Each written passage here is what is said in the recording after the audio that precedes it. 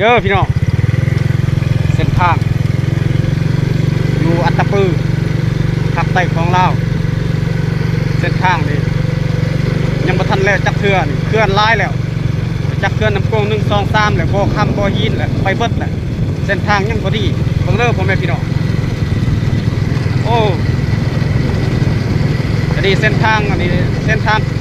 ลวงได้นี่ที่บ่แม่นเส้นทางซอยเด้เส้นทางลวงเด้พี่น้องเลยเบิ่งเอาเป็นพุ่มเป็นบอลนี่เงินไปใส่เบิดทุกคนมาแปะนี่พอยำยีนนี่มันได้กระสิแล้วเป็นพุ่มโอ้ขนาดทางหลวงเส้นทางไปกัมพูชีงามขนาดพี่น้องเอ้ย